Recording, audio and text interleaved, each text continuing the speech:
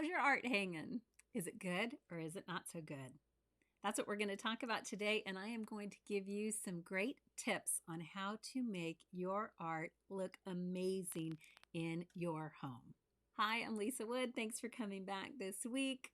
And I've had some questions on how do you hang art? What's the secret? What are some tips? And I wanted to put those together for you guys, and hopefully this is going to help you in your home or maybe somebody that you know. And we will look into those. I will also share some material tips, hacks that you can use for hanging.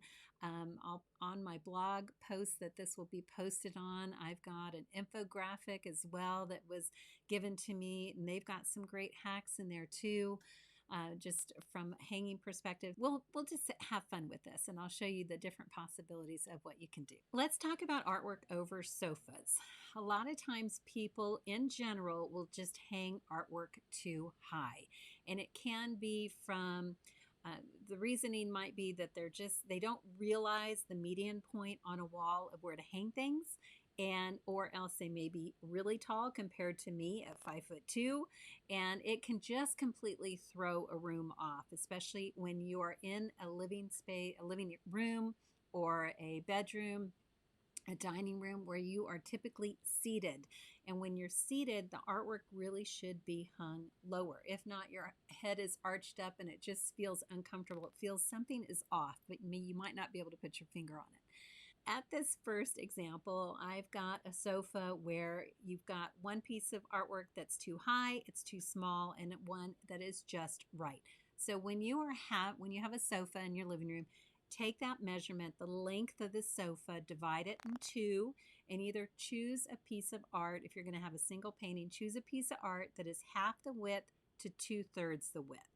And then you want to hang it about 6 to 8 inches above the back of the sofa, because it will help with head clearance. If anybody goes to put their head back, you don't want them hitting that frame. This is what would be a more comfortable solution for a piece of art over a sofa. This next example is showing when you take two pictures and you put them over a sofa. Again, the first option, first illustration, it's wrong. It's too high, they're small.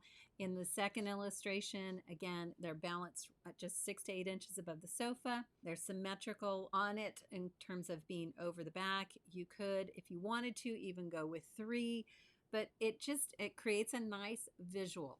And that's what you want. You want your eye to be flowing through a room. Now let's look at a dresser or a chest that you might have, or a buffet. In the first example, it's wrong because it's too high and it's too small. And I put the lady there next to the dresser to give you some perspective on height. In the bottom example, that is right. So you want to, again, take a picture, take the bottom of the frame and have it about 4 to 8 inches off of that top of the dresser or chest. And then you can even potentially have, kind of create a little mini gallery if you wanted to. What's nice about this is if you've got a lamp and two pictures, you have that rule of 3, which helps to create a lot of interest in a space. So that would be the right one. On this next one, if you're looking at hanging just artwork on a wall and you have no furniture, this first example is wrong because it's too high. Again, Our Lady is there for perspective. And if you look at the bottom one, that is going to be spot on. So the rule of thumb can vary between hanging artwork when you want to find the center point of a piece of art and hang it at 56 to 60 inches off the finished floor. So AFF is above finished floor.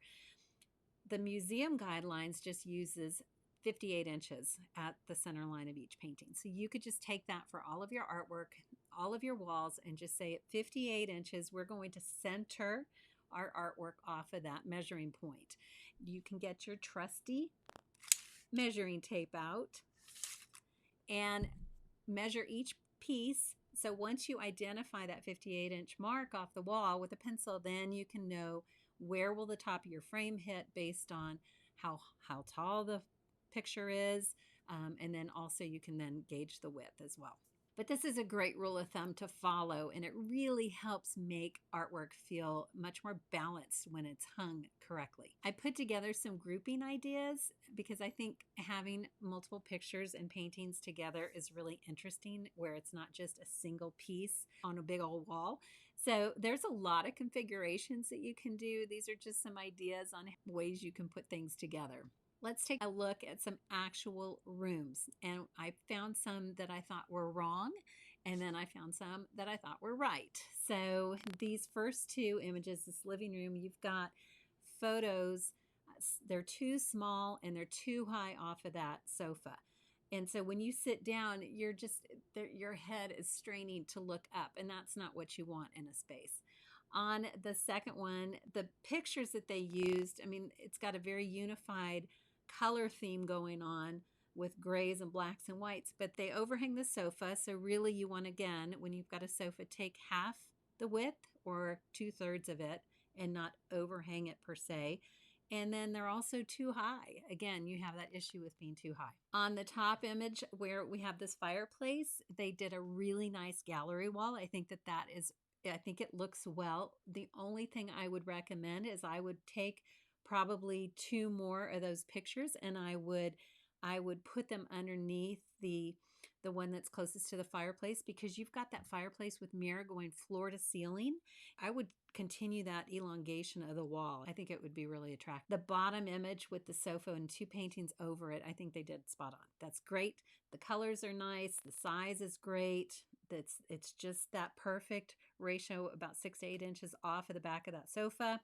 That's a good one. This sofa that's got the colorful pillows and that big old painting, the painting is probably as long as the sofa. It just looks not in proportion. The other thing, again, too high. Love the colors, just too high. In the one below, you've got one painting on a big old wall, and some people might think that that's lonely. Now, if you're into minimalism, then you probably love that, but you could add a little bit more interest because you've got a bigger table, bigger space, and you could put some more artwork in there. Let's look at some gallery walls. I think gallery walls are so interesting because they're very curated. And this particular one, this first one I want to show you, is very curated. You've got a lot of paintings that are the landscapes. All of the frames are different. You've got some ornate frames, some simple frames, wood frames, metal frames. It's very eclectic. And I find that really fun. If you like things that are not as eclectic and have more of a pattern to it, then this one's probably not going to sit well with you.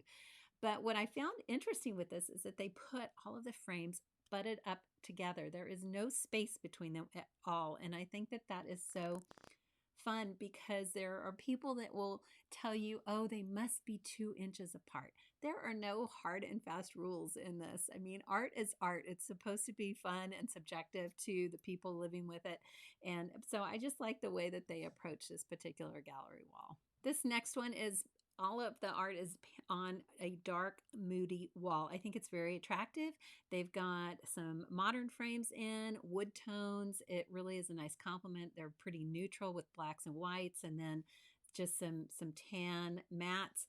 I think that it's got a lot of warmth to it. And I also love the lights. I want you to pay attention to the lights for the artwork, because when you have artwork on a wall that you want to highlight, you definitely want to have proper lighting, whether it's a picture light or actually a spotlight in the ceiling or up, mounted on walls somehow to be able to get it featured onto that wall. And if you need help, you can always talk to a lighting designer or an interior designer, and they'll be able to help you out with that.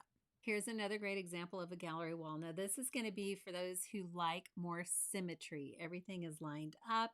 It's all black and white. The frames all match. It's very attractive. I like how it pops off that back wall. It's fun to look at. This bathroom really brought a smile to my face because the home we grew up in El Paso was an English Tudor home built in the 20s. My brother had a bathroom to his bedroom, and when he moved out, we took that bathroom, my mom and I had all of these paintings that she had collected, not only from her house, but also my grandmother's. And I hung them floor to ceiling in this small bathroom, and it made that bathroom so fun to go into. It was like walking into a gallery. And so there you can put art anywhere. Have fun with it, and don't be afraid to put nice paintings in the bathroom. If you're going to enjoy them, might as well, because you're in there probably quite a bit. So I like the arrangement that they did. It's not symmetrical, it's more asymmetrical, but there is a theme to it with the human body. And then just, they're kind of simple, but I think they did a beautiful job. This gallery wall is going 2 stories high, so they took advantage of that height and put some big pieces. I think it works really well. Now, here is one where it is not hitting at that 58-inch mark, except that very bottom painting probably. Everything else is going up. Again, no hard, fast rules, but I do think that when you look at the walls and the potential of what you've got, you can take advantage of it in a great way. Now, when you go to hang your artwork, you're going to want to have some supplies. You're going to want a hammer. You're going to want a measuring tape, probably a level. You'll want to have hooks and screws, the picture hooks, sawtooth hooks, or screws and anchors, depending on the weight. A great tip is to take brown craft paper that you can find at hobby stores and be able to trace out your artwork onto the craft paper and then tape it up with painter's tape to the wall to be able to get a nice visual layout of how your art's going to hang. When you take those pieces of paper and tape them up to the wall, it makes it so simple. And what I would then recommend is make sure that you mark where the wire will fall on the paper, where the hooks are, where the sawtooth might be, just so you can take those measurements and transfer it onto the paper itself, and you'll be able to know exactly where to put that nail. So for example, on this particular picture that we've got, the wire would come up to this point, so you would measure from the top of the painting down to where the wire would be, where the actual hook would fall. Then the nail would be going right through the top. That's where you're going to know to put the nail on this piece of, on the craft paper that you've cut for this particular picture. It makes it simple. It kind of helps you take the guesswork out, because if you're like anything like me in the past, I've had walls that have been filled with so many nail holes because I didn't do that little hack and had to go back in and patch and paint. I'm going to save you some time. All right, key tips. There are no hard and fast rules when it comes to art. Just buy what you love, hang what you love, and live with what you love. If you have framing questions, you might want to consider going with, say maybe 3 types of frames to have some interest and some unity. You could do, variations of woods. You can mix painted with stained. You could go contemporary. You could go traditional.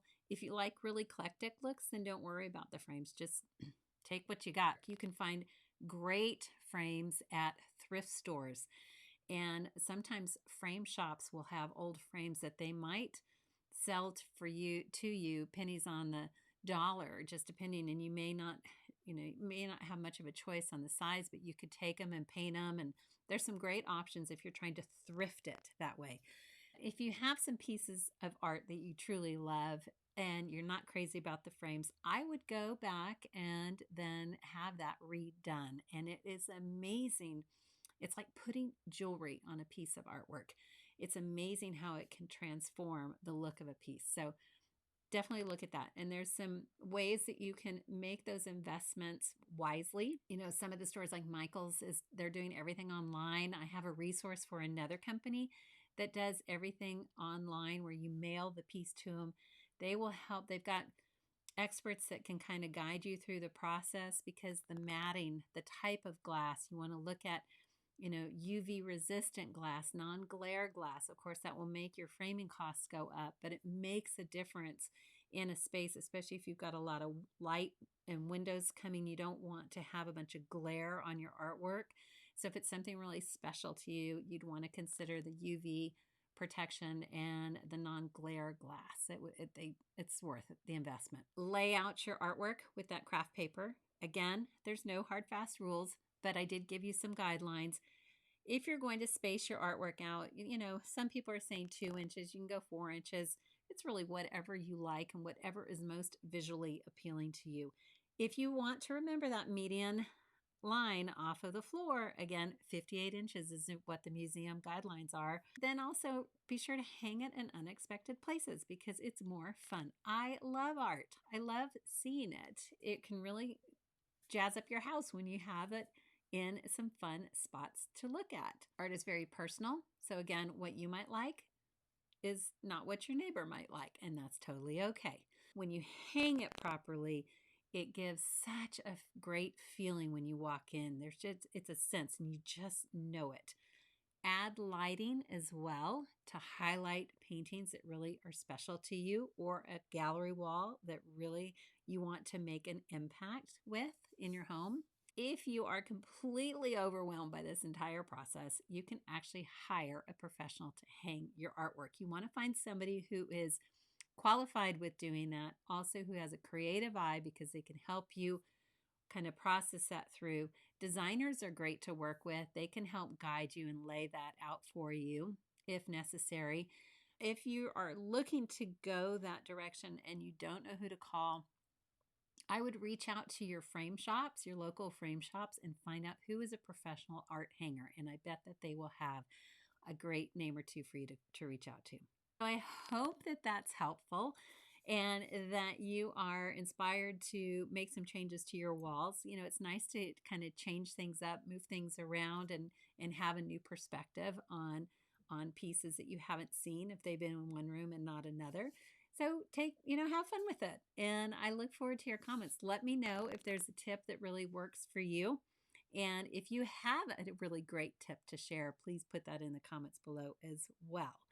If you haven't liked and subscribed already, please do so. We'll be coming out with more content. Next week, I am going to share with you some top trends that are happening in homes, especially since more people are living and working from them. And they are some fun ideas to consider, especially if you're getting ready to make any type of modifications to your home this year. You're going to want to know what these trends are. And be sure to like and subscribe. Check out my other videos for living in place. And until next week, you guys take care.